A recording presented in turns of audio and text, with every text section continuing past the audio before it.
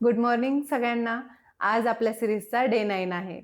आता यूट्यूबवर तुम्ही ग्राउंड कधी येईल, ग्राउंडचं कसं वगैरे असे व्हिडिओ बघणे टाळा. तुम्ही आता तुमच्या इम्प्रूव्हमेंटवर किंवा तुमच्या तयारीवर फोकस करा. ग्राउंड यायचं तेव्हा येईलच, आपल्याला ऑफिशियली कळेलच. त्यामुळे काही जास्त टेन्शन घेऊ नका. बिनधास्त तुमची प्रॅक्टिस चालू ठेवा, अभ्यास चालू ठेवा.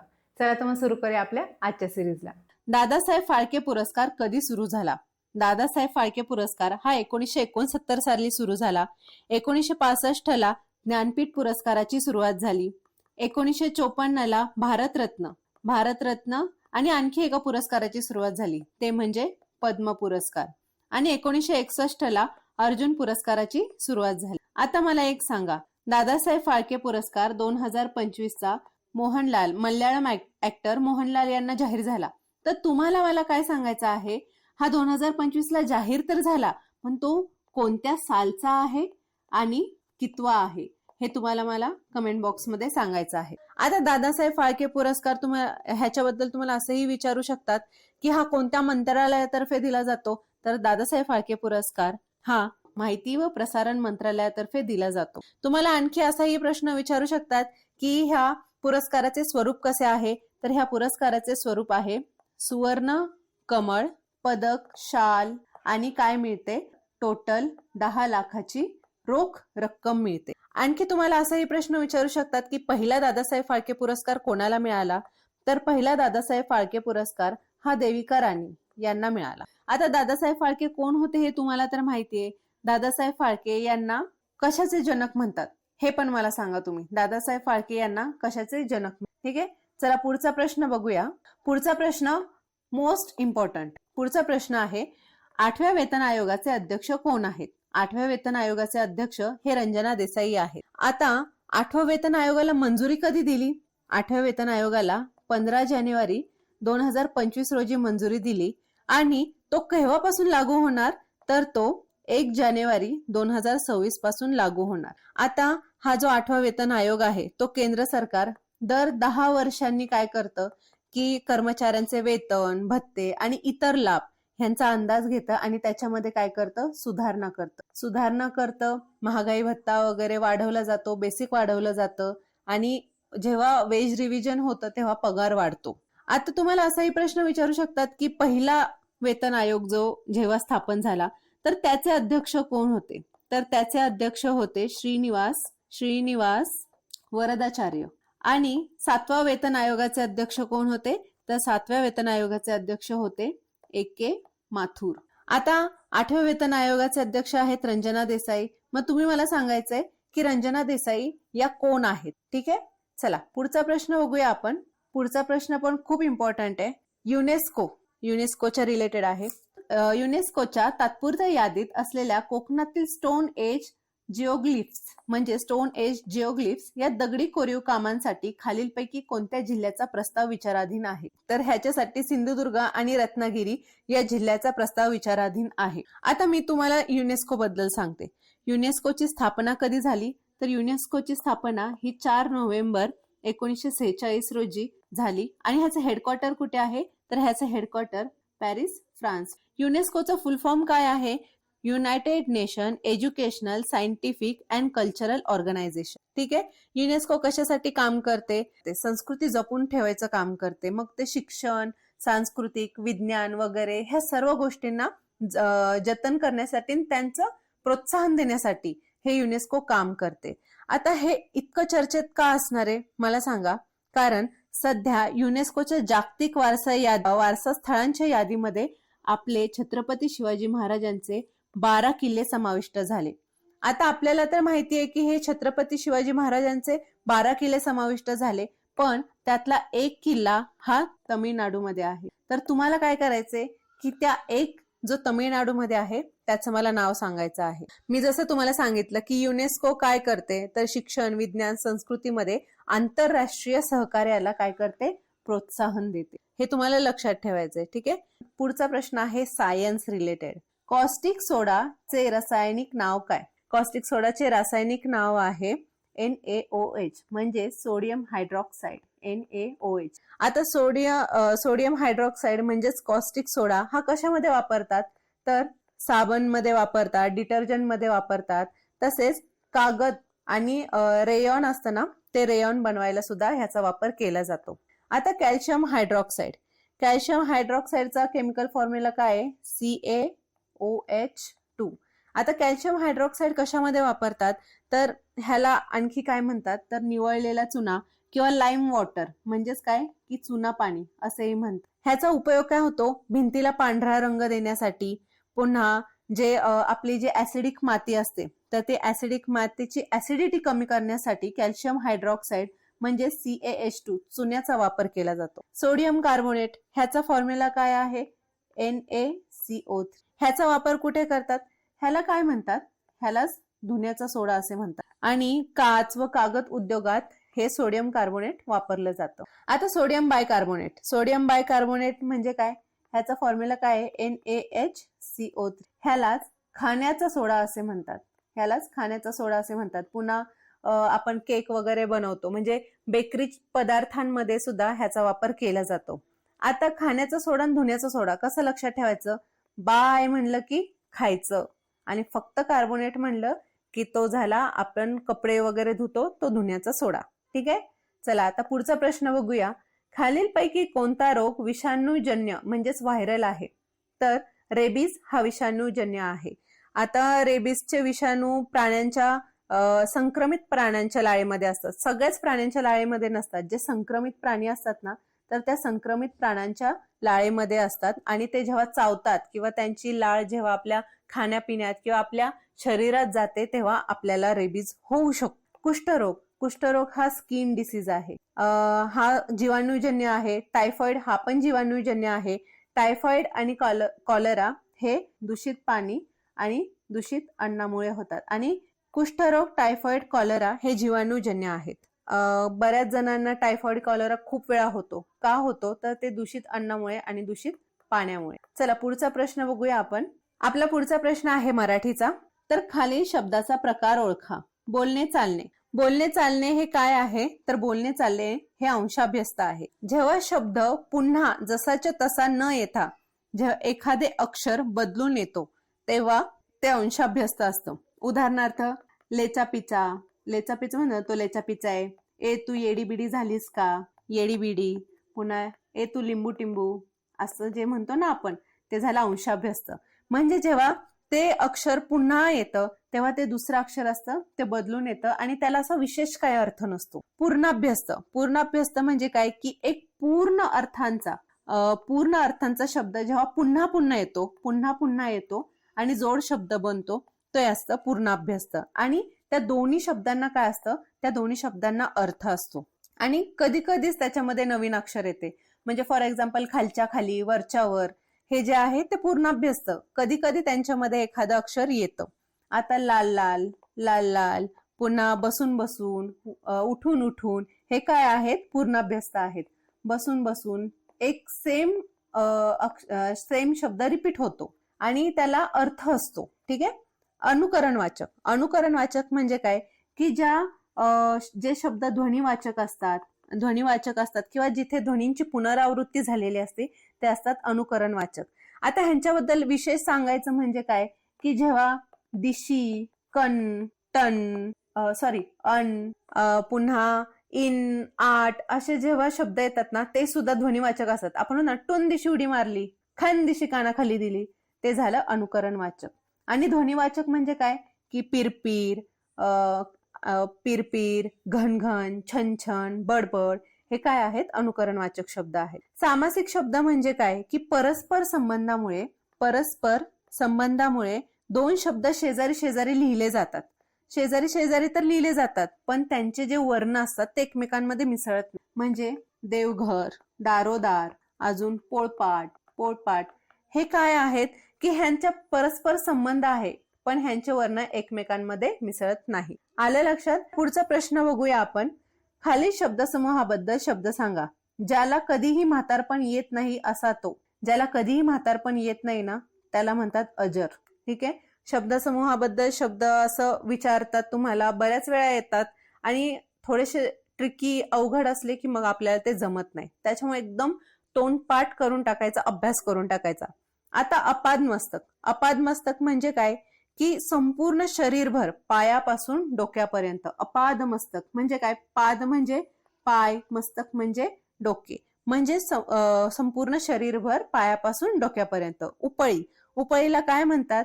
की जमिनीतून जो झरा पाझरतो ना, जमिनीतून पाझरून निघणारा झरा, जमिनीतून पाझरून निघणारा झरा.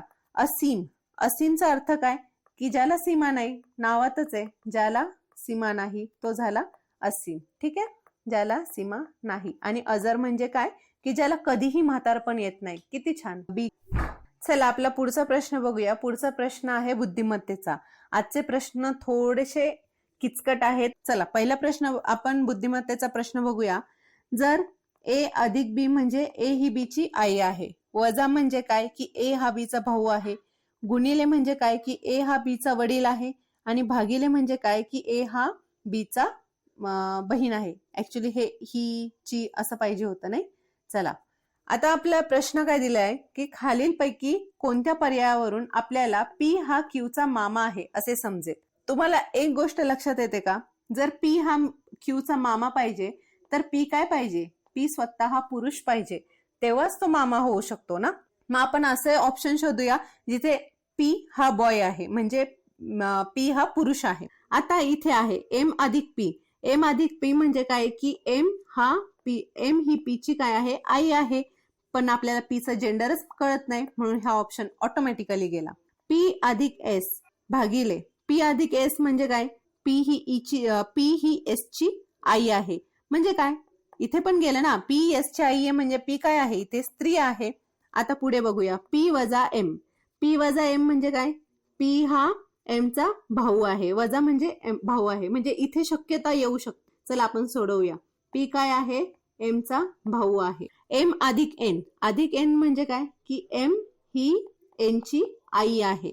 एन भागिले क्यू. एन भागिले क्यू म्हणजे एन ही क्यू ची बहीण आहे. आता क्यू च्या जेंडर बद्दल आपल्याला काही कन्सर्न नाही, कारण आपल्याला फक्त काय विचारलंय? की खालील पर्यायावरून पी हा क्यू चा मामा पाहिजे. इथे होत आहे क्यू ची आई आहे एम आणि एम चा भाऊ आहे पी, म्हणजे अल्टिमेटली क्यू चा मामा झाला पी, म्हणजे आपलं उत्तर आलं 3. एक कन्फर्मेशन साठी आपण पुढचं सॉल्व्ह करूया. इथे काय दिलेलं आहे? क्यू वजा एस. क्यू वजा एस म्हणजे काय? की क्यू हा काय आहे? एस चा भाऊ आहे. एस गुणिले पी. एस गुणिले पी म्हणजे एस हे काय आहेत?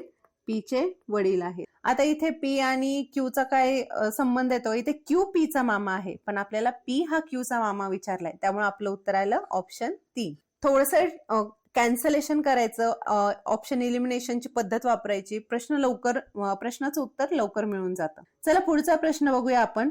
आता पुढचा प्रश्न आहे मराठीचा. म्हण ओळखा. अतिशय उतावळेपणाची वृत्ती ह्याला काय म्हणतात? ह्याची म्हण ओळखायची आपल्याला. तर अतिशय उतावळेपणाची वृत्ती हा काल मेला आणि आज पितर झाला ह्याला म्हणतात. ह्याला आणखी एक आहे, उतावळा नवरा आणि गुडघ्याला बाशिंग. हे सुद्धा काय? अतिशय उतावळेपणाची वृत्ती. काकडीची चोरी आणि फाशीची शिक्षा. क्षुल्लक गोष्ट केली आहे पण खूप मोठी शिक्षा.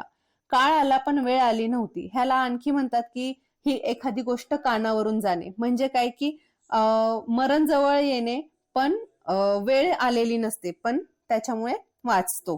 कांदा पडला पेवात, पिसा हिंडी गावात. ह्याला काय म्हणतात? की एखादी छोटी गोष्ट किंवा नुकसान झाले असताना त्याचा खूप मोठा गाजावाजा करणे, छोट्या कारणावरून फार गोंधळ करणे, असा ह्याचा अर्थ आहे. आता पुढचा प्रश्न बघूया आपण. रस ओळखा. रस ओळखायचा आहे. माझा सगळ्यात फेवरेट टॉपिक आहे, मला खूप आवडायचं हे. प्रश्न काय आहे? आनंदन माय गगनी, वैष्णव नाचती रिंगणी. ह्याचा रस काय आहे? ह्याचा रस आहे शांत रस. शांत रस मध्ये काय येतं? परमेश्वर विषयक भक्ती येते. आणखी काय येते? सत्पुरुषांची संगती येते. पवित्र वातावरणाचे जिथं वर्णन केलेले असते असं येतं. ह्याच्यामध्ये काय असतं? शांत रस असतो. शृंगार रस. शृंगार रस मध्ये काय येतं? जेव्हा स्त्री पुरुषांना एकमेकांबद्दल जे प्रेम वाटतं, आकर्षण वाटतं, तेव्हा ज्या रसाची निर्मिती होते त्याला शृंगार रस म्हणतात. उदाहरणार्थ काय? तुम्हावर केली मी मर्जी बहाल, नका सोडून जाऊ रंग महाल. किती छान. करुण रस. करुण रस म्हणजे काय? की शोक, दुःख, वियोग, शोक, दुःख, वियोग, जिथे हृदयद्रावक घटनेचं वर्णन केलेलं असतं तो असतो करुण रस. आता उदाहरणार्थ आई म्हणून कोणी आईस हाक मारी. करुण रस आहे, वेदना आहेत म्हणून तो करुण रस. भयानक रस म्हणजे काय की भीतीच्या भावनेतून निर्माण होतो तो म्हणजे भयानक रस. जेव्हा युद्ध, मृत्यू, अपघात, आपत्ती किंवा एखादाशी भयानक अशी घटना जेव्हा आपण ऐकतो ना तेव्हा होतो भयानक रस. उदाहरणार्थ काय, त्या रात्री त्या वळणावर अपघात झाला आणि रात्र अमावस्येची होती, ही गोष्ट जर तुम्हाला एखाद्याने रात्री एकदम झोपताना सांगितलं तर तुम्हाला झोप नाही लागणार, तुम्हाला भीती वाटते, तो झाला भयानक. खूप इंटरेस्टिंग आहे रस हा चॅप्टर, खूप इंटरेस्टिंग आहे आणि त्याची उदाहरणं तर खूप जास्त इंटरेस्टिंग आहे. चला आता पुढचा प्रश्न बघूया आपण. पुढचा प्रश्न आहे आपला गणिताचा, तर सोडवूया. एका शहराची लोकसंख्या 3 लाख असून त्यापैकी 1,80,000 पुरुष आहेत. 50% लोकसंख्या साक्षर आहे. जर 70% पुरुष साक्षर असतील तर साक्षर स्त्रियांची संख्या किती? आपण अगोदर काय करू, टोटल लोकसंख्या लिहून घेऊ. लोकसंख्या किती आहे? 3 लाख. पुरुषांची संख्या किती आहे? पुरुषांची संख्या आहे 1,80,000. आता स्त्रियांची संख्या आपण अगोदर काढून घेऊ. जर पुरुष 1,80,000 आहेत तर स्त्रिया किती असतील? 1,20,000. आता पुढे आपल्याला काय सांगितलं आहे? पुढे आपल्याला सांगितलंय की 50% लोकसंख्या ही साक्षर आहे. म्हणजे 3 लाखातले साक्षर किती झाले? 1,50,000. 3 लाखाचे 50% म्हणजे 3 लाखाचे हाफ किती होणार? 1,50,000. आता त्याच्यामध्ये काय सांगितलंय की 70% पुरुष हे साक्षर असतील. म्हणजे काय की ह्याचे 70% काढायचे. ह्याचे 70% जे येतील त्यातून हे ते 1,50,000 मधून मायनस केले तर आपोआप आपल्याला साक्षर स्त्रियांची संख्या येणार. ठीक आहे. आता 1,80,000 गुणिले 70%. 8×5 = 108, 8×7 = 126 म्हणजे 1,26,000 ही झाली पुरुषांची संख्या. मग आपल्याला स्त्रियांची संख्या कशी काढायची? 1,50,000 मधून जेव्हा आपण 1,26,000 वजा करू तेव्हा आपल्याला मिळणार साक्षर स्त्रियांची संख्या. चला वजाबाकी करा आणि लगेच आपलं उत्तर. 5तून 3 गेले 2 म्हणजे 24,000 ही काय आहे? स्त्रियांची, साक्षर स्त्रियांची संख्या आहे. आता आपण पुढचा प्रश्न बघूया. जेव्हा 2 फासे एकत्र फिरवले जातात तेव्हा दोन्ही फाशांवरील संख्यांची बेरीज 9 येण्याची शक्यता किंवा संभाव्यता किती असते? हे बघा, फासे म्हणजे काय तुम्हाला माहिती आहे ना, डाईस तुम्ही खेळता. असं 1 असतं, 2 असतात, 3 असतात, असं म्हणजे तो असं आपण खेळतो. इथं 1 किंवा असे 6. तर आपल्याला तेच विचारलंय की जेव्हा 2 फासे एकत्र फिरवले जातात तेव्हा दोन्ही फाशांवरील संख्यांची बेरीज 9 येण्याची संभाव्यता किती? हे बघा, जेव्हा एका फास्यावर किती असतात? एका फास्यावर 6 असतात, मॅक्झिमम 6 असतात आणि दुसऱ्या पण फास्यावर 6 असतात. म्हणजे जर दोन्ही फासे फिरवले तर आपली टोटल प्रोबॅबिलिटी किती येईल? ती येईल 36. पण आपल्याला काय विचारलेलं आहे की बेरीज 9 येण्याची संभाव्यता किती? हे बघा, बेरीज 9 किती येऊ शकते? तुम्ही म्हणाल 8 आणि 1, 7 आणि 2. नाही, आपल्याला मॅक्झिमम 6च भेटतात ना, म्हणून आपण काय करणार? 6 पासून आपण 9 पर्यंत येण्याची संभाव्यता काढणार. आता किती संभाव्यता आहे? 6 आणि 3 आहे, 6 आणि 3 9.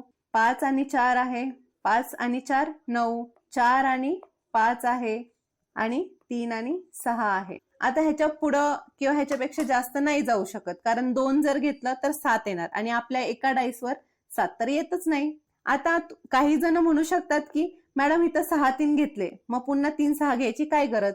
2 डाईस आहेत, एका डाईसवर 6 आले तर दुसऱ्या डाईसवर 3 येऊ शकतात आणि एका डाईसवर 3 आले तर दुसऱ्या डाईसवर 6 येऊ शकतात. म्हणून दोन्ही पॉसिबिलिटी घेतल्या. म्हणजे आपल्या टोटल पॉसिबिलिटी किती आल्या? 1 2 3 4 म्हणजे 4. मग आपल्याला 30 संभाव्यता काढायची आहे. जर संभाव्यता किती आहे? 4. कितीवर? 36 वर. आपलं उत्तर काय येणार? 4 1 4, 4 9 36. झालं, आपलं उत्तर आलं. खूप सोपं आहे. चला पुढचा प्रश्न बघूया आपण.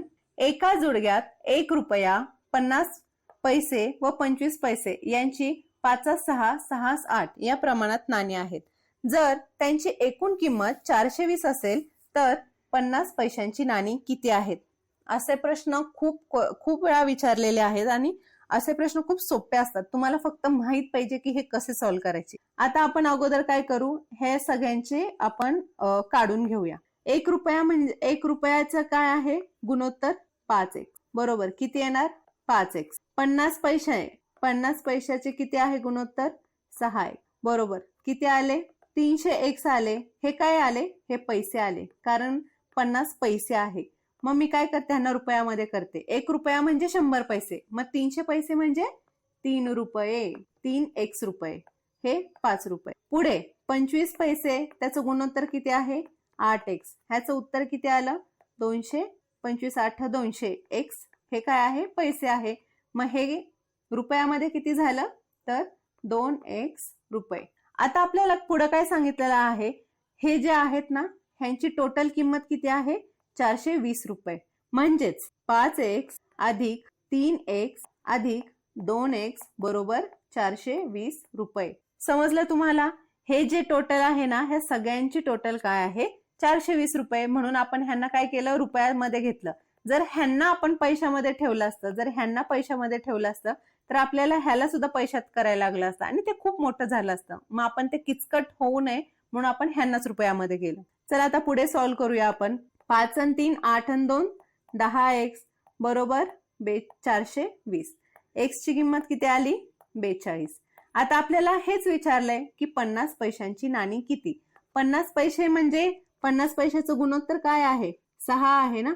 मग 50 गुणिले 6 गुणिले 42. मग आपल्याला पुढे काय विचारलेलं आहे की 50 पैशांची नाणी किती? 50 पैशाचं गुणोत्तर किती दिलंय? 6x. 6x म्हणजेच काय?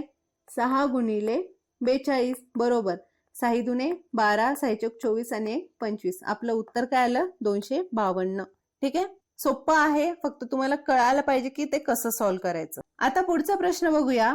कारण ह्याची टेक्निक जर तुम्हाला कळाली ना, तर तुम्ही तोंडी उत्तर काढणार. हे स्क्वेअर रूट मध्ये ते तसं सिम्बॉल नाहीये, त्याच्यामुळे ते राहिलं. आता हे कसं सॉल्व्ह करायचं? नीट लक्ष द्या. काय करायचं? अगोदर 5 लिहायचा. 5च्या डोक्यावर 2 लिहायचा. 2च्या डोक्यावर n वजा 1/2 raise to n. Raise to म्हणजेच घातांक. ह्याच्या पुढे हा n काय आहे माहितीये? हा n आहे. 5 किती वेळा आहे? ते आहे n. मग n किती वेळा आहे? 1 2 3 4 5 6.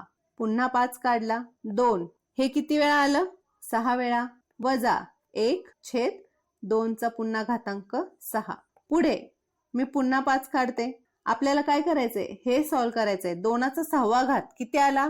2 दुने 4 दुने 8 दुने 16 दुने 32 दुने 64 वजा 1 आणि घातांकात 64. पुढे आता येणार आपलं फायनल उत्तर 5. 64 मधून 1 गेला, राहिले 63, खाली राहिले 64 आणि आपलं हेच फायनल उत्तर आहे. 5च्या घातांकात 63 भागिले 64 म्हणजे आपलं उत्तर आलं ऑप्शन 2. हा सगळ्यात सोपा. आता आणखी ह्याच्यामध्ये एक मी तुम्हाला सांगते. जर ह्याच्यामध्ये एक वेगळ्या प्रकारचा प्रश्न आला असता, लेट सपोज कसा आला असता, मी एक घेते. √3 √3 √3 √3 हे असं आणि पुढं असं डॉट डॉट डॉट असते. डॉट डॉट डॉट म्हणजे काय? To the infinity. ह्याचं उत्तर काय आलं असतं माहितीये? 3. डायरेक्ट. काय तुम्हाला कॅल्क्युलेशन करायची गरज नाही. 0 सेकंदात उत्तर किती? 3. ही शॉर्ट ट्रिक आहे. ठीक आहे. चला पुढचा प्रश्न बघूया आपण. पुढचा प्रश्न आहे रेल्वेचा. 2 रेल्वे गाड्या एकाच दिशेने समांतर रेषांवर अनुक्रमे 60 किलोमीटर प्रति तास आणि 35 किलोमीटर प्रति तास या वेगाने धावत आहेत. जलद जी गाडी आहे म्हणजे 60 किलोमीटर प्रति तासची, ती 54 सेकंदात मंद गाडी, मंद नव्हतं बोलायला पाहिजे बरं का, मंद गाडी आहे त्याच्यातल्या एका माणसाला ओलांडते. किती सेकंदात? 54 सेकंदात. जर मंद गाडीची लांबी ही जलद गाडीच्या लांबीच्या 4/5 एवढी असेल तर मंद गाडीची लांबी किती आहे ते शोधा. खूप सोपा प्रश्न आहे. मी तुम्हाला अगोदर एक बेसिक सांगते. जर ही आगगाडी आहे, ही आगगाडी आहे आणि ही दुसरी आगगाडी आहे. ह्याचा जो वेग आहे तो आहे 60 किलोमीटर प्रति तास. बरोबर, 60 किलोमीटर प्रति तास आणि ह्याचा आहे 35 किलोमीटर प्रति तास. ह्याच्यामध्ये जर एक माणूस बसलेला आहे, इथे एक माणूस बसलेला आहे. बरोबर. जर ही ट्रेन ह्या माणसाला जर क्रॉस करत असेल तर मला सांगा, ती ह्याचा फक्त एकट्याचा वेग असेल का? नाही.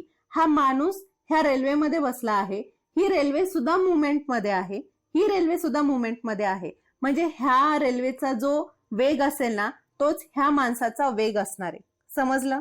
ह्या व्यक्तीला ही रेल्वे 54 सेकंदात पास करते, पण ह्या व्यक्तीचा स्वतःचा वेग असा काय असणार आहे, जो ह्या रेल्वेचा वेग असणार आहे, या रेल्वेचा, तोच त्या माणसाचा वेग असणार आहे. ही बेसिक गोष्ट.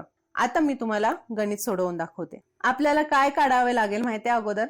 आपल्याला अगोदर जी लांब गाडी आहे ना, त्याची लांबी काढावी लागेल, कारण त्याच्या रिलेटेड आपल्याला सगळं दिलेलं आहे. आता आपल्याला तर त्याची लांबी नाही माहिती, पण आपल्याला काय माहितीये, ह्या दोन रेल्वेच्या वेगाची आपल्याला किंमत माहितीये. हे बघा, ती माणसाला जरी 54 सेकंदात क्रॉस करत असली तरी तिचा पण वेग त्याचा पण वेग किती असणार आहे? 35 किलोमीटर प्रति तास, जसं मी तुम्हाला आता एक्सप्लेन केलं. आता त्या दोन गाड्या एक सोबत एका समांतर रेषेत चालतायत, म्हणून त्यांच्या वेगांची वजाबाकी होणार. म्हणून काय येणार? 60 वजा 35. हे किलोमीटर प्रति तास मध्ये आहे, म्हणून मी त्यांना मीटर पर सेकंड मध्ये करणार. आणि मीटर पर सेकंड करण्यासाठी मला काय करावं लागेल? 5/18. ते एकमेकांना किती वेळात क्रॉस करतात? तर 54 सेकंद. आता डी म्हणजे त्याची लांबी बरोबर 60तून 35 गेले, किती राहिले? 25. हे मी इकडे घेऊन चालले. 25 गुणिले हे 5/18 असेच ठेवते आणि गुणिले 54. आता कटाकटी करायची आणि आपल्याला डायरेक्ट काय मिळणार? ह्या रेल्वेचं ह्या रेल्वेची लांबी मिळणार. 18 त्रिक 54, 5 त्रिक 15, 15 पाची 75, 15 दुने 30 आणि 7 37. म्हणजे जी सर्वात लांबीची गाडी आहे तिची लांबी किती आहे? 375 मीटर. आपल्याला काय विचारलं आहे? मंद गाडीची लांबी विचारलेली आहे. आता मंद गाडीची लांबी कशी काढायची? आपल्याला त्यांनी डायरेक्ट दिलेला आहे ना. मंद गाडी ही किती आहे? 4/5 आहे. कोणाच्या? जी सगळ्यात लांब आहे त्या गाडीच्या. मग भाग घालवायचा. 5/7 35, 5/5 25. आलं आपलं उत्तर. 5 20, 7 28 आणि 2 30. म्हणजे आपलं उत्तर आलं 300. म्हणजे वरील पैकी नाही. आपलं उत्तर आलं 300. ठीक आहे. चला पुढचा प्रश्न बघूया आपण. ठीक आहे. आपलं उत्तर आलं 300 मीटर. चला पुढचा प्रश्न बघूया आपण. आता पुढचा प्रश्न थोडासा ट्रिकी आहे. ज्याला शब्दांचे खेळ समजले त्याला हा प्रश्न येणार. प्रश्न आहे, आठवड्याची सुट्टी वगळता सोमवार ते शुक्रवार दर दिवशी नितीन बाईक स्वारी करतो. कामाच्या ठिकाणी ये जा करताना तो दररोज 120 मीटर अंतर कापतो. 12 आठवड्यानंतर त्याच्या वाहनाने 9000 किलोमीटर प्रवास नोंदवला. तर 12 आठवड्याच्या कालावधीत कामावर जाता येता केलेल्या प्रवासाव्यतिरिक्त नितीनने केलेला प्रवास दर्शवणारा पर्याय निवडा. हे बघा, तो सोमवार ते शुक्रवार कामाला जातो असं सांगितलंय. म्हणजे किती? 5 दिवस, सोमवार ते शुक्रवार. त्याचं दररोजचं अंतर किती आहे? 120 किलोमीटर. म्हणजे तो 5 दिवसात किती अंतर जातो? तर 12×5 = 60, 600 किलोमीटर एका आठवड्याला. असं तो किती आठवडे जातो? तर 12 आठवडे जातो. म्हणजे आपलं उत्तर काय येणार? 7200 किलोमीटर. आणि आता त्याच्या कामावरच्या येण्या जाण्याच्या प्रवासाव्यतिरिक्त त्यांनी टोटल 9000 किलोमीटर प्रवास केला. तर येण्या जाण्याच्या प्रवासाव्यतिरिक्त बाकीचा किती किलोमीटर प्रवास केला असं आपल्याला विचारलेलं आहे. किती सोपा प्रश्न आहे. 9000 वजा हे 7200 कामाचे किती आलं उत्तर? आपलं उत्तर आलं 1800. किती सोपं आहे. जर तुम्ही एवढं मोठं वाचलं तर तुम्ही इथेच गिव्हअप कराल, तुम्ही लगेच पुढे जाल, स्किप कराल. पण किती ह्याच्यात उत्तर आलं? फक्त 3 स्टेप मध्ये उत्तर आलं. जर तुम्ही आणखी फास्ट केलं तर तुम्ही तोंडीही करू शकता. एवढं सोपं आहे. मी हा प्रश्न मुद्दाम घेतला. खूप सोपा आहे, पण एवढे मोठे प्रश्न बघून तुम्ही घाबरून जाता, तुम्ही स्किप करता. ठीक आहे. चला पुढचा प्रश्न बघूया. आता पुढचा प्रश्न आहे व्हेन डायग्राम. आपण हा सॉल्व्ह करूया. खालीलपैकी कोणती आकृती पृथ्वी, समुद्र, सूर्य यांच्यातील संबंध दर्शवते? मला एक गोष्ट सांगा तुम्ही. पृथ्वी काय आहे? पृथ्वी खूप मोठी आहे. पृथ्वी स्वतः एक ग्रह आहे आणि खूप मोठी आहे. सूर्य काय आहे? पृथ्वीला प्रकाश देणारा तारा आहे. बरोबर ना? आता समुद्र कुठे असतो? पृथ्वीच्या आतमध्ये असतो ना. पृथ्वीच्या आत समुद्र आहे आणि सूर्य हा सेपरेट आहे ना. सूर्य सेपरेट तारा आहे. मग ह्याची व्हेन डायग्राम कशी होणार? हीच तर आपली व्हेन डायग्राम आहे. म्हणजे उत्तर 2. आता काही काहींना नाही समजलं, काय काय म्हणतील पृथ्वी म्हणजे भूमी, समुद्र म्हणजे पाणी, सूर्य म्हणजे आकाशात, म्हणजे ऑप्शन 4 हे उत्तर. पण हे तुमचं काय होणार, चुकणार. असं नाही. पृथ्वी आणि समुद्र हे एकमेकांमध्ये आहेत आणि सूर्य हा लांब आहे, म्हणून आपलं उत्तर आलं ऑप्शन क्रमांक 2. चला पुढचा प्रश्न बघूया आपण. आता आरशाची प्रतिकृती, आरशाची प्रतिमा हा प्रश्न विचारतात आणि ह्याच्यामध्ये सिली मिस्टेक होण्याचे खूप चान्सेस असतात. आता हा प्रश्न कसा सॉल्व्ह करणार, तर आकृतीची प्रतिमा आरशामध्ये बघितल्यास कशी दिसेल, हा प्रश्न खूप सोपा आहे. आता आपण हे सॉल्व्ह कसं करायचं ते बघूया. INK इथे मिरर आहे, हे कसं दिसेल, के असा दिसेल, एन कसं दिसणार, जर असं आहे तर एन असा दिसणार आणि आय. आता के इथं आहे, के इथं आहे, के इथं आहे, के इथं, एन असा कुठे आहे, एन इथं असा आहे, इथं इथं नाही. आपलं ऑप्शन 2. आय तर सेमच राहणार. सोपा प्रश्न आहे, फक्त लक्ष ठेवून बघायचं आहे. तर झाले आजचे आपले एवढेच प्रश्न होते. भेटूया पुढच्या भागात.